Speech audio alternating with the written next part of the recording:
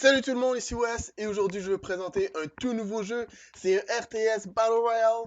Vous pouvez en ce moment le retrouver sur Steam en version alpha. C'est développé par Glyphworld et il s'appelle War Selection. This is the beginning of meditation.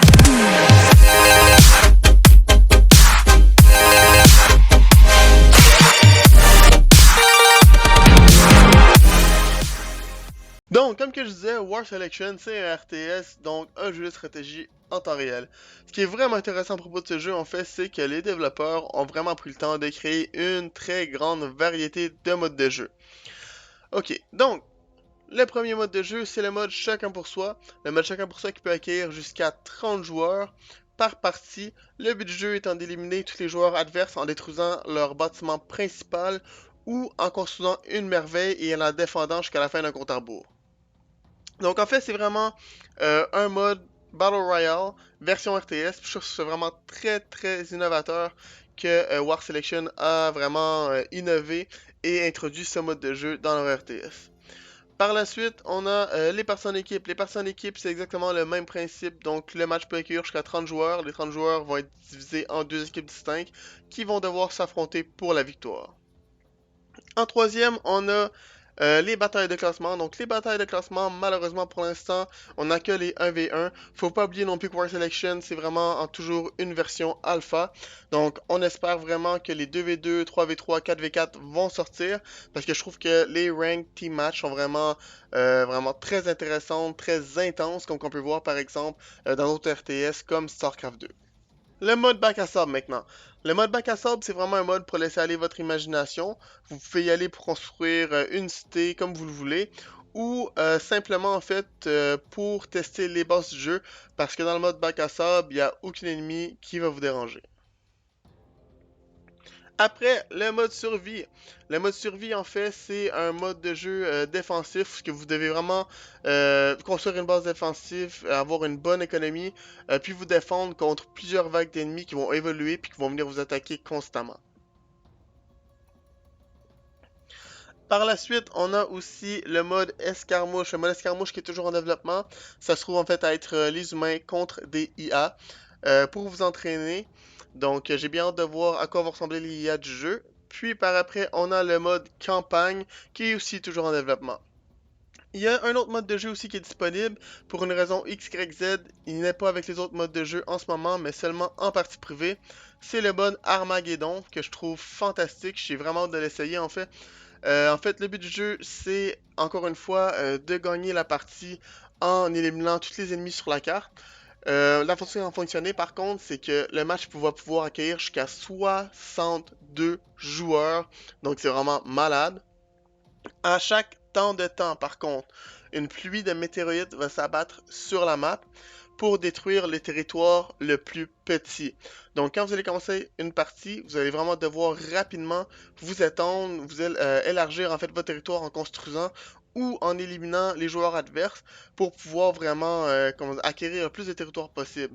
À chaque temps de temps, comme que je disais, une pluie de météorites va s'abattre sur le territoire le plus petit qui va éliminer le joueur en fait affecté.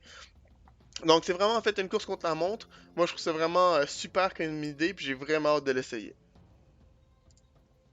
Ok, maintenant que j'ai expliqué un peu les modes de jeu, on va aller ensemble dans le mode bac à sable vraiment pour tester les bases du jeu. Puis vous allez voir vraiment que War Selection, c'est en fait un RTS qui va partir de l'âge de pierre, puis qui va se rendre jusqu'à l'âge industriel pour l'instant, peut-être même jusqu'à l'âge moderne éventuellement.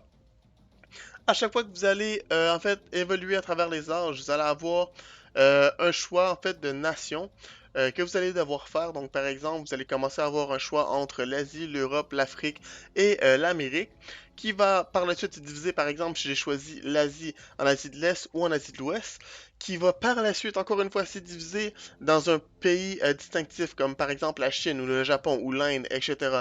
Donc je trouve ça vraiment intéressant parce que le jeu vraiment nous propose une très grande variété d'armées, de nationalités, puis ça vient vraiment mettre beaucoup de piquant dans le jeu. Donc, on y va dès maintenant dans le mode bac à sable. C'est parti! Quand vous allez commencer une partie dans War Selection, vous allez toujours commencer avec 10 villageois, dont 5 vont être attribués à la nourriture et 5 autres dans la forêt.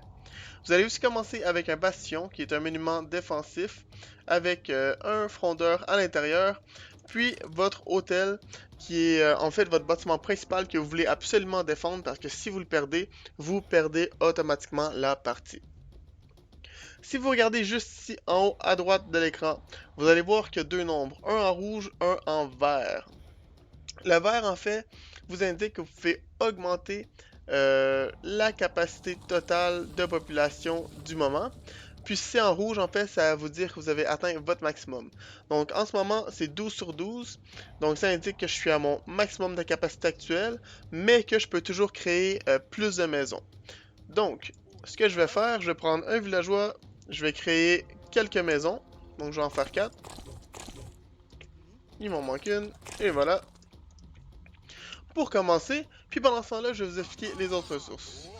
Donc, les ressources qu'on peut trouver dans War Selection, on a premièrement la nourriture qui est sous forme de baies, de poissons qu'on retrouve en petits bancs qu'on peut pêcher avec nos villageois ou en gros bancs qu'on peut pêcher avec nos bateaux de pêche à l'âge de bronze. On peut aussi aller chasser des animaux comme les vaches et les cerfs qui sont vraiment en fait faciles à chasser. Mais par contre, vous devrez faire attention parce qu'il y a beaucoup d'animaux hostiles qui vont vous attaquer à vue. Donc toujours vous promener avec des groupes de 5-6 villageois minimum pour pouvoir vous défendre. Je vais vous montrer les troupeaux de vaches et de cerfs. Ils sont quand même faciles à trouver dans cette map. Donc juste ici on a des vaches, comme vous voyez, même si j'amène mon chevalier vers la vache, elle court vraiment à peine, donc ils sont vraiment très faciles à tuer. Les cerfs un peu plus compliqués parce qu'ils courent un peu plus vite, mais quand même c'est faisable. La prochaine ressource, c'est le bois et la pierre. Et pourquoi je dis le bois et la pierre? Parce que c'est en fait une ressource en commune que vous pouvez voir juste ici en haut à droite. Donc ça, je trouve ça vraiment intéressant parce qu'en fait, ça permet de varier la façon d'exploiter une ressource dans War Selection. Puis je trouve ça vraiment très très bien qu'ils aient fait ça. La dernière ressource disponible est en fait le cuivre qu'on va retrouver juste un peu plus bas dans la map. Donc j'ai envoyé mon chevalier pour vous le montrer. Puis pendant ce temps-là, je vais vous parler des temples. Donc, quand vous commencez la partie, comme que je vous ai dit, votre bâtiment principal, c'est l'hôtel. Mais si votre hôtel est dans une mauvaise position, évidemment, vous voulez avoir une meilleure location pour pouvoir défendre votre bâtiment principal. Ce que War Selection a fait, ils ont décidé en fait que le temple, votre premier bâtiment qui va servir à changer d'âge en fait, va devenir votre bâtiment principal permanent, puis c'est dans celui-ci que vous allez vraiment pouvoir faire les recherches pour traverser les âges. À ce moment-là, quand vous allez traverser à l'âge de bronze, qui est en fait la première âge qui va suivre, automatiquement, votre hôtel va être détruit, puis, comme que j'ai dit, votre temple va devenir votre bâtiment principal. Je vais vous montrer le cuivre que je parlais un peu plus tôt, qui est vraiment brun-orangé. Donc c'est vraiment important en fait d'exploiter le plus de cuivre que vous pouvez dès l'âge de bronze, parce que plus que vous allez avancer à travers les âges, plus que vous en aurez besoin. Donc puis c'est aussi une ressource en fait qui est un peu plus rare que les autres, donc quand vous en trouvez, vous voulez absolument l'exploiter. Notre temple est presque fini, qu'est-ce que je vais faire? J'attends la fin de la construction, puis je vais revenir sur la vidéo. Parfait, le temple est prêt. Donc, je vais faire l'amélioration vers la prochaine âge, qui va être l'âge de bronze. Mais avant de faire l'amélioration, je vais devoir choisir quelle nation je vais décider de choisir, en fait. Donc, on a le choix entre l'Asie, l'Europe, l'Afrique et l'Amérique. Cependant, en ce moment, l'Afrique et l'Amérique sont toujours en développement, donc ne sont pas disponibles. Je vais prendre l'Europe, puis je vais revenir dès que l'amélioration va être terminée. L'amélioration est terminée dans 2%. Donc vous allez voir que quand ça va être fait, bon c'est fait, l'hôtel de ville s'est autodétruit et le temple est vraiment devenu le bâtiment principal de votre nation qu'il faut protéger à tout prix. Par la suite, vous allez aussi remarquer en fait que rien d'autre n'a changé, que tous les autres bâtiments sont toujours à l'âge de pierre, puis que vos ouvriers sont toujours aussi à l'âge de pierre.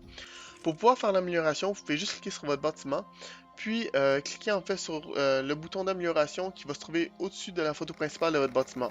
Vous allez aussi voir le nombre de ressources que cette modernisation va vous coûter, qui est en ce moment 120 de bois et de pierre, et ça va vous demander 10 secondes à moderniser. Donc j'ai cliqué dessus, ça se fait automatiquement. Également, si vous regardez à droite juste ici, vous allez pouvoir voir que toutes les améliorations qui n'ont pas été faites vont s'afficher. Donc si je fais juste cliquer dessus, si vous avez les ressources nécessaires, tous les villageois par exemple vont se transformer directement à la prochaine ère. Même chose pour les maisons, si j'ai les ressources, ils vont se transformer en même temps.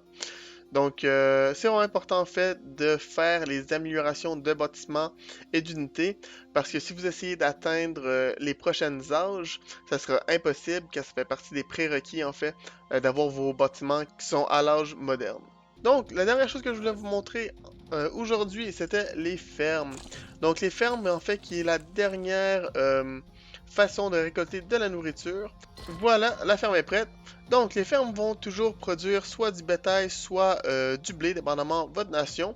Par contre, le blé va s'épuiser pour pouvoir, en fait, en avoir davantage. Il faut cliquer sur la ferme, puis aller voir l'amélioration blé pour pouvoir, en fait, la sélectionner.